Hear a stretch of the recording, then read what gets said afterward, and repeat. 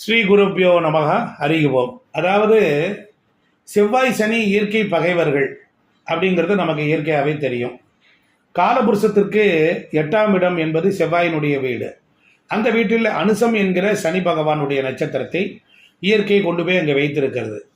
அதே போல செவ்வாய் நீச்சமாகிறது 4ஆம் இடம், காலபுருஷத்துக்கு 4ஆம் இடம் சந்திரனுடைய வீட்டில். அந்த வீட்டில் செவ்வாய் நீச்சம், ஆனால் அங்கே சனியினுடைய நட்சத்திரம் இருக்குது. காலபுருஷத்திற்கு 12ஆம் இடம் அப்படின்னு எடுத்துக்கிட்டிங்கன்னா அது மீனம். அந்த இடத்துல போய் சனி பகவானுடைய நட்சத்திரத்தை வைத்திருக்கிறார்கள். இப்போ செவ்வாய்க்கும் சனிக்கும் வருவோம். செவ்வாய் என்பது என்ன குறிக்குதுன்னா, முதலில் அவர் ஒரு மங்களக்காரகன். நல்லா புரிஞ்சுக்கணும், செவ்வாய் என்பது மங்களக்காரகன். அந்த மங்களக்காரகனாகிய செவ்வாய் 4ஆம் இடத்தில் நீச்சம் அடைகிறார். ஏன் நீச்சம் அடைகிறார் அப்படின்னா, வாழ்வியல் உண்மைகளை நாம் கொஞ்சம் தெரிஞ்சுக்குவோம். வீடு, வண்டி, வாகனம், சொத்து, சுகம் இந்த மாதிரி இடங்களில் செவ்வாய் பகவான் அங்கு ஒரு குளிர்ந்து விடுகிறார். அதாவது நீச்சம் என்றால் ஒரு குற்றம், ஒரு குறை, அதற்குள் ஒரு தியாகம், அதற்குள் ஒரு வள்ளல் தன்மை இருக்கு, ஒரு பொறுப்பு தன்மை இருக்கு, அதிக பற்று, அதிகமான பிரயாசை, அதிகமான பிரயத்தனம் அப்படின்னு கூட நம்ம வச்சுக்கலாம். உயர்வு என்பது, உச்சம் என்பது அது மலர்ந்த நிலை. அப்போ மலர்ந்த நிலையில் உள்ள ஒரு கிரகம் 4ஆம் இடத்துக்கு போகுது. இப்போ 4ஆம் இடம் வீடு, வண்டி, வாகனம் அப்படின்னு வச்சுக்கோங்க. 4ஆம் இடம் தாயார். அப்போ ஒரு பையன் தாயிட்ட போய் எப்படி இருக்கணும்? சாந்தமாக, சௌபாக்கியமாக இருக்கணும், அன்பாக இருக்கணும். தன்னுடைய ஒரு பெரிய கோடையிடி பயில்வான், ஒரு பெரிய பயில்வான் இருக்கான். அவன் வீட்டில் அவங்க அம்மாட்ட எப்படி இருப்பான்?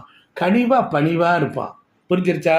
இப்போ ஒரு பெரிய பயில்வான் ஆமாம் இருக்கார், அவருக்கு ஒரு குழந்தை அப்படின்னு வச்சுக்கோங்க. அந்த குழந்தையை போய் எப்படி கொஞ்சுவார்? வெயிட் லிஃப்ட் மாதிரி அப்படி தூக்குவாரா? தூக்க மாட்டார். அப்போ மெல்ல பதுவா, கண்ணே மணியே கொஞ்சே நடைய செல்லம் என்னை பெற்ற ஐயா அப்படின்னு அப்படியே கொஞ்சி அப்படியே தூக்குவார். அதுபோல் ஒரு இதத்தன்மை, சுகத்தன்மையோடு அவர் தூக்குவார். அது மாதிரி தான் நீங்கள் எடுத்துக்கணும். அப்போ கடகத்தில் போய் செவ்வாய் போய் அந்த இடத்தில் தன் ஆற்றல், வீரியம், வேகம் இவைகளையெல்லாம் அடக்கி ஒடுக்கி மடக்கி அன்பாய் மலர்ந்து அந்த இடத்துல பூவாட்ட இருக்கார் அப்படின்னு தான் நாம் எடுத்துக்கணும். நீச்சம்னா விளங்காது புடுங்காதுன்னு இருக்கக்கூடாது. உண்மைத்தன்மை என்பது வாழ்வியலோடு இணைக்கணும். அப்போ கிரகமானது நம்மளுடைய வாழ்க்கையிலே இருக்குது. சரி, அப்படி இருக்குது. அதே கிரகம் வீட்டில் அப்படி இருக்கணும். வீட்டில் செவ்வாய் வேகமாக இருக்கக்கூடாது. என்னடா வீட்டில் சத்தம் போட்டுக்கிட்டு கிடக்கிற, என்ன வீட்டில் கத்திக்கிட்டு கிடக்கிற, இல்லை என்ன பழக்க வழக்கம், நீயே அம்மாட்ட போய் எனக்கு என்னடா இவ்வளோ வேலை அப்படின்னு அப்பா கேட்பார். ஏன்னா அப்பாங்கிற சூரியனே அந்த செவ்வாய் உச்சமானாலும் தன்னுடைய மனைவி என்கிற சந்திரன், சூரியன் தகப்பன், சந்திரன் தாய்.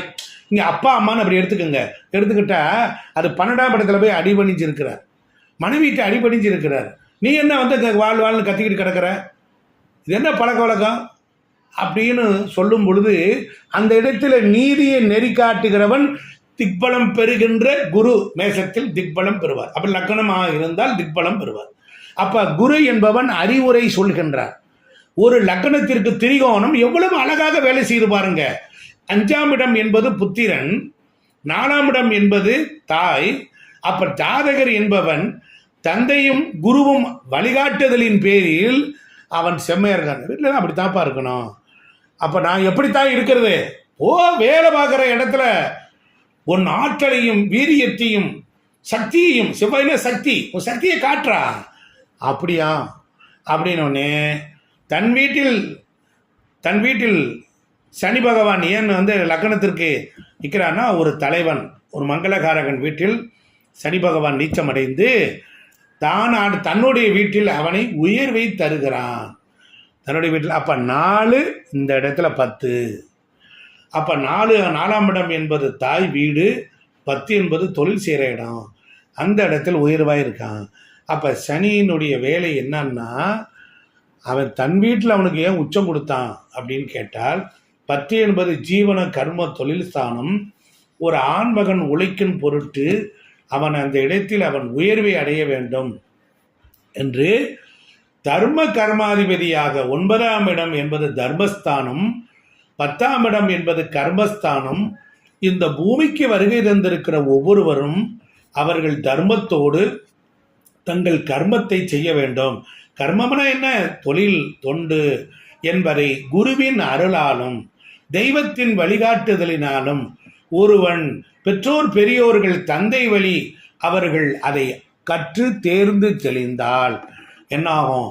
அழகான தொழிலில் உயர்வை அடைய முடியும் என்பதற்காக சனி பகவான் தன்னுடைய வீட்டில் அவர் உயர்வை தந்திருக்கிறார். இங்கே தான் கவனிக்கணும். இயற்கையாகவே பாருங்க, அவர் ஒரு பாதகத்தை தரக்கூடியவர். ஆனாலும் கூட அவர் கர்மத்தில் அதிபதியாக இருக்கிறார். அவருக்கு 2 இயற்கையிலே சனி கெட்டவர்.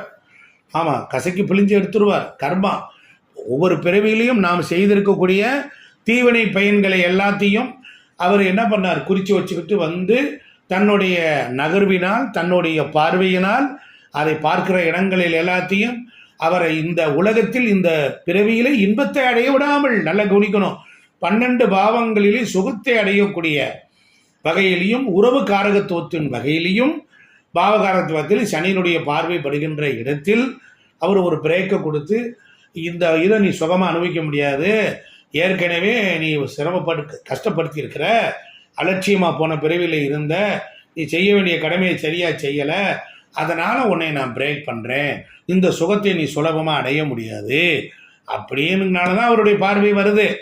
அதனால் இதனுடைய தன்மை புரிஞ்சிருக்கும்னு நினைக்கிறேன்.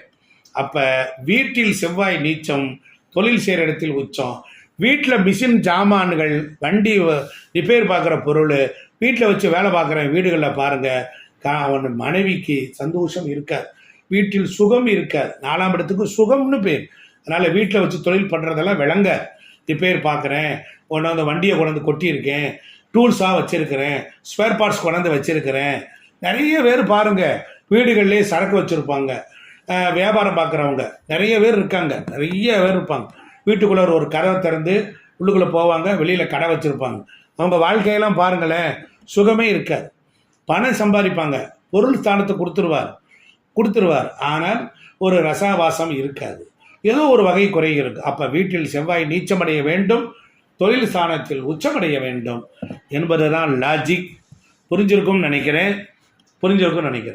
அப்போ 4ஆம் இடத்துலையும் சனியினுடைய நட்சத்திரம், 8ஆம் இடத்துலையும் சனியினுடைய நட்சத்திரம், 12ஆம் இடத்துல நட்சத்திரம். அப்போ பாருங்க, 10 என்கிற கர்மாவை பண்ணுகிறவனுக்கு சுகம் உண்டு, திடீர் அதிர்ஷ்டங்கள் உண்டு, அவனுக்கு போக பாக்கியங்கள் உண்டு. புரிஞ்சிருச்சா? அதனால தான் சனி ஒரு உபஜயஸ்தானம் அப்படின்னாலும் 4 to 12 4ஆம் பாவம் ஒருத்தருக்கு இயங்கினால் வீடு வாசல் உண்டு, 8ஆம் பாவம் ஒருத்தருக்கு இயங்கிக்கிட்டு இருக்கு, கிரக தசை நடத்துதுன்னா வீடு உண்டு, 12ஆம் இடம் மோட்சம். அப்போ விடு பெரு இன்பம். அப்போ 4ஆம் இடம் என்பது தாய் சுகஸ்தானம், வீடு ஸ்தானம். அந்த இடத்துல எப்படி இருக்கணும்? அவரே 8ஆம் இடத்துக்கும் வரார். அந்த 8 என்பது கஷ்டத்தை கொடுக்கறது, கசப்பை தருகிறது, ட்ரபிளை கொடுக்குது, பிரச்சனையை கொடுக்குது. அப்போ வீடுன்னு இருந்தால் அவனுக்கு என்ன இருக்கும்? அந்த 4ஆம் இடம் என்பது தாய், தாய்க்கு ஆயுள் ஸ்தானம் 8, தாய்க்கு மோட்சஸ்தானம் 12. அப்போ நம்ம ப்ரீவியஸ் கர்மா எதை செய்திருக்கோம் அப்படின்னா, தாயினுடைய கர்மாவை நாம் தான் அனுபவிக்கிறோம், தாய் அனுபவிக்க மாட்டா. அதனால தான் இந்த 4, 8, 12 வருது. அதனால தான் தாய்க்கு பணிவிடை செய்யணும். புரிஞ்சிருச்சா? அப்படிங்கிறது இருக்குது. தாய் தந்தையருக்கும் நாம் நன்மை செய்யணுங்கிறத மறைமுகமாக சொன்னதுனால தான் கேது 1-9 வராரு, 4, 8, 12 சனியினுடைய நட்சத்திரம் வருது. செவ்வாய் வீட்டில் இருக்கிற சனி பெரும் போராட்டத்தை தருவார். பெரிய போராட்டம் வரும். ஆமாம், போலீஸ் ஸ்டேஷன்லாம் போக வேண்டியது வரும். செய்யாத குற்றத்திற்கெல்லாம் போக வேண்டியதெல்லாம் இந்த அனுசத்தில் இருக்கக்கூடிய கிரகங்கள் மூலிமா வரும். நல்லா புரிஞ்சிருக்கும்னு நான் நினைக்கிறேன். நன்றி, வணக்கம். புரிஞ்சிருச்சா?